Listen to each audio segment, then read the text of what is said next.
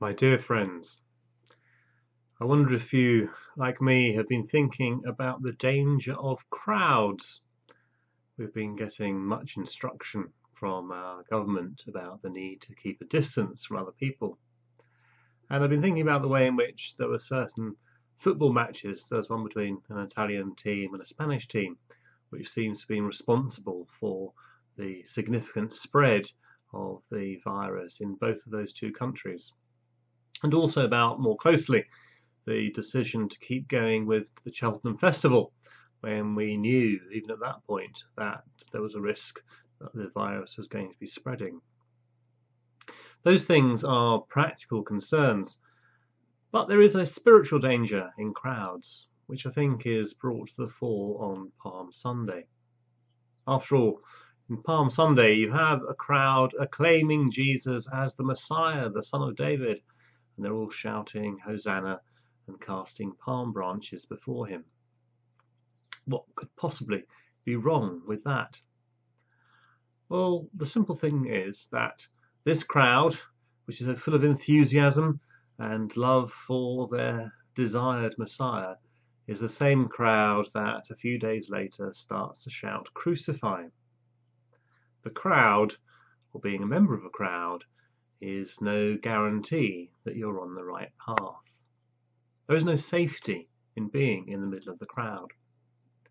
If we were animals, say if we were a herd of deer or cattle or buffalo or whatever it might be, then there is indeed safety in being in the middle of the crowd, in the middle of the pack, because any predators that come along seek to pick off the weaker animals from the flock, from the edges.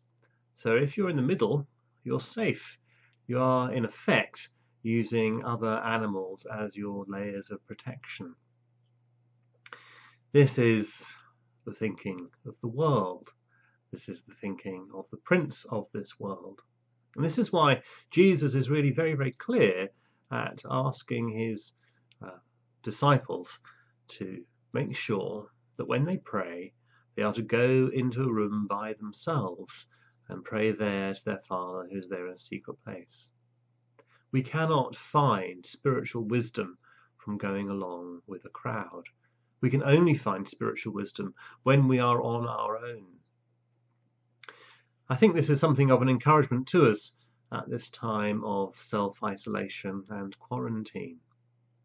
Perhaps God is asking us to spend a little bit more time reflecting on our own, seeking him on our own, seeking to find a wise path forward. None of us can be part of a crowd at the moment. So perhaps this time we can use for reflecting on where our main commitments lie. What do we really value? What are our true priorities? Most of all, perhaps we can use this time to think about who or what do we truly serve. I'm fond of some psalms which we use in our daily offices, which talk about the great congregation. And if we look at Psalm 35, which is really a psalm about someone fleeing from a crowd, from a group of people, it has these verses. "How long, Lord, will you look on? Rescue me from their ravages, my precious life from these lions. I will give you thanks in the great congregation. Among the throngs, I will praise you." This is the end point of that process of isolation and seeking of wisdom. When we go into a room by ourselves, we're there in order to be led towards the truth. But when we have been led towards the truth, the point is to then bring that back and to have been granted enough courage to proclaim that truth amongst other people. This is something I think that we can look forward to. We are a congregation, more or less great, and there will come a time when we can gather together. I pray that our time spent apart, in isolation, in rooms by ourselves, will be a spiritually fruitful one, so that when we come together in the great congregation, we can once again sing Hosanna to the Son of David.